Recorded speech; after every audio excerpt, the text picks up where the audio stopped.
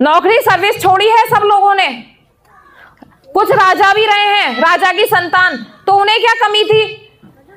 फिर क्या कमी थी उन्हें कि वो हम लोगों के लिए लड़ते?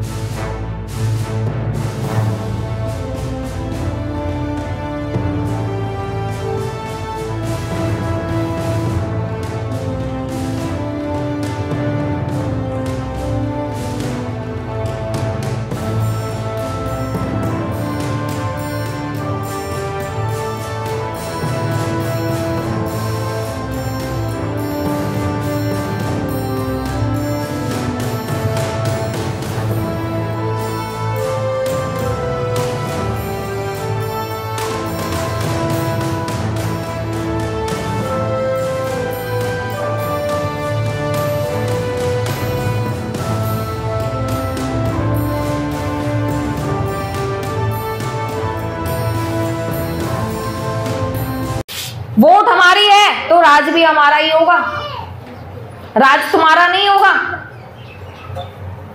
जब संख्या बल हमारा ज्यादा है तो सत्ता भी हमें ही मिलेगी, हुक्मरान बनेंगे हम देश के, सत्ता की मास्टर चाबी हमारे हाथों में होगी। देखिए कुछ भी काम मुश्किल नहीं है, मुश्किल सिर्फ क्या है, हमारी सोच। सोच से हम आगे बढ़ते हैं, सोच से हम पीछे हट जाते हैं। अभी मैं आई थी यहाँ पे, कुछ नहीं, सब घरों में घुसे हुए, जंगल में मंगल हो गया एकदम। आपको पता था ऐसा होगा? अचानक से किसी पे एक फोन नहीं गया, किसी को मैं जानती नहीं इस गांव में। तो खाली यहाँ से मैं एक गांव से निकल रही थी, कौन सा था वो, माचीपुर से, तो मेरे दिमाग में आया कि यहाँ भी एक नजदीक में है, चलो वहां चलते हैं। तो सोच ही तो बनी थी, कोई घर से तो मैंने प्लानिंग नहीं करी कि मुझे इस गांव में रुकना है। तो सोच में इतनी ताकत है कि जो आप सोचते हैं वो बन सकते हैं, वो सब कुछ कर सकते हैं। और आपकी सोच में इतनी ताकत है, आपकी वोट में इतनी ताकत है कि यदि आप ठान लें तो 2027 आपका होगा, आपकी बहन जी का होगा और आप सत्ता पर काबिज होंगे, सत्ता आपकी होगी और आप हुक्मरान बनेंगे 2027 में। ताकत में वो संगठन में इतनी बड़ी ताकत है। तो बस हम समय रहते हुए एक तो अपने पराये का भेद करना सीख जाएं। देखिए बाबा साहब अंबेडकर जब चुनाव लड़े थे तो हमारे बड़े बुजुर्ग सब जानते हैं कि विरोधियों ने उनको भी हराने का प्लान बना लिया था, उनके सामने उन्हीं के आदमी को खड़ा करा और उसको जितवा दिया। तो अब समय इन पुरानी जो संघर्ष है ना, पुराना इतिहास है, इन्हें दोहराने का है कि हम ये बताएं कि बहुजन समाज में भी सभी अपने बहन भाई नहीं है। स्वार्थ सिद्धि और लालच इतना बढ़ गया है कि सब चीजों को लोग दांव पे लगा देते हैं। बताओ, समाज सेवा तो बहुत दूर की चीज है, समाज के लिए तो लोग बाद में सोचेंगे।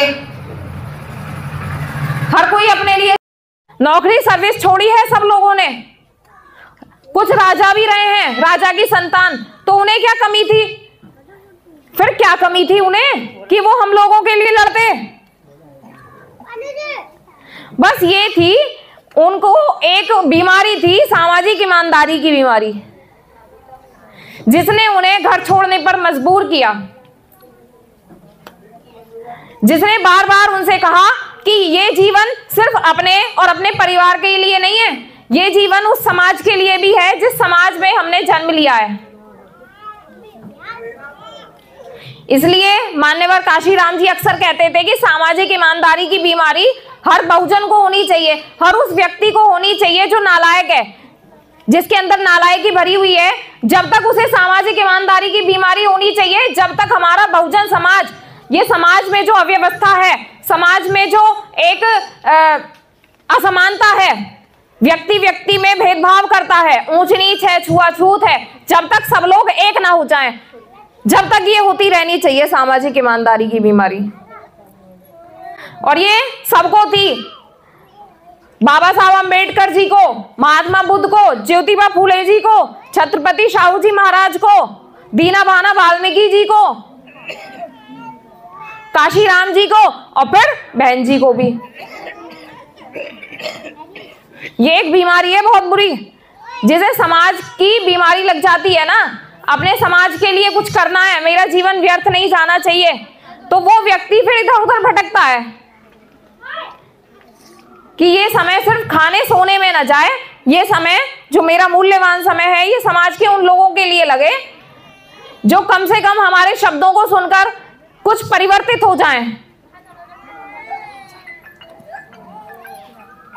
और परिवर्तन तो हमें लाना पड़ेगा और उसके लिए हमको प्रयास भी खुद करना पड़ेगा। कोई भी दूसरा हमारी जो सामाजिक स्थिति है, आर्थिक स्थिति है, घरेलू स्थिति कोई नहीं सुधारता बाहर वाला। उसके लिए तो खाली सोचते रहने से काम नहीं चलेगा, अभी उस कमजोरी को दूर करने से काम चलेगा। क्योंकि जितने महापुरुष हुए हैं, यदि वो समस्या का रोना लेके बैठे रहते तो क्या समाज में इतना सुधार वो कर पाते? उन्होंने समस्या को देखा और ये निश्चय, ये दृढ़ प्रतिज्ञा करी कि उस समस्या को दूर करेंगे, तभी तो वो घर से निकले।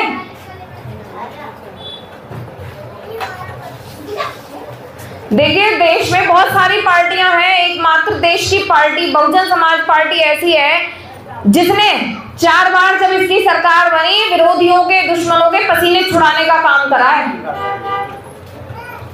हालत खराब हो जाती है आज के समय में भी। बहन जी एक ट्वीट भी कर देना, सड़कों पे ना उतरे, एक ट्वीट कर दे, एक छोटा सा एक लाइन का संदेश छोड़ दे, उसी में चेहरे मलिन हो जाते हैं। तो हम तो उस आयरन लेडी के कुनबे से जुड़े हुए हैं, हम सब बहन भाई।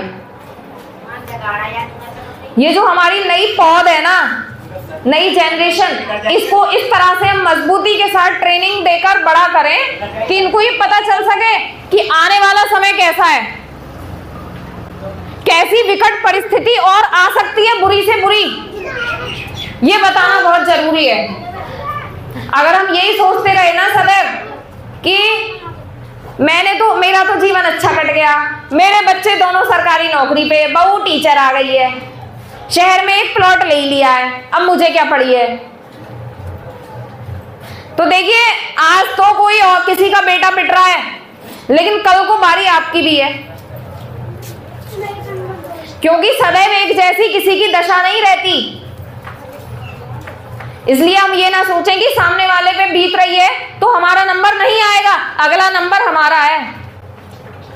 मान्यवर साहब कहते थे अपने समाज के लिए कि ये ऐसा नालायक समाज है, वो उदाहरण देते थे नालायक कह के। उनसे पूछा कि साहब आप क्या करते हैं? कि मैं तो कुछ नहीं करता अपने लिए, बस अपने नालायक समाज को लायक बनाने के लिए, उसकी नालायकी दूर करने के लिए निकलता हूं कि वो इतना लायक बन जाए कि बहन जी दोबारा सत्ता में आए। क्योंकि बहन जी तो बहन जी हैं, बहन जी तो वो आयरन लेडी हैं जो अपने स्वाभिमान के साथ कभी समझौता नहीं करती हैं।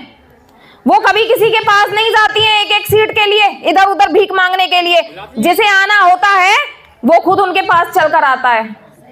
तो हम तो ऐसे कुनबे से जुड़े हुए हैं जिसने कभी बहुजनों के हितों के लिए कभी अपने स्वाभिमान के साथ समझौता नहीं किया। तो इसलिए हम सबको ये पता रहे कि यदि हम बटेंगे तो कमजोर होंगे, यदि हम हाथी के साथ जुड़ेंगे तो जैसे मान्यवर काशीराम जी के नाम पर एक आवास योजना बहन जी ने चलाई थी, किसी ने आज तक गरीबों को घर नहीं दिए, उन्होंने गरीबों को काशीराम आवास योजना के तहत घर भी दिए।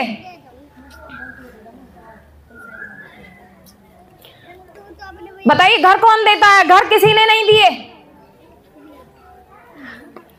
तो वो तो किसी भी तरह से समाज में ये भ्रम फैलाएंगे विरोधी कि बहन जी ना आए और बहुजन समाज भटका रहे, आपको सत्ता ना मिले, आपको कुर्सी ना मिले, आपके बच्चों की सरकारी नौकरी ना लगे, आप राशन के ऊपर निर्भर रहो, आपको अच्छे स्कूल या हॉस्पिटलों में सुविधा ना मिले।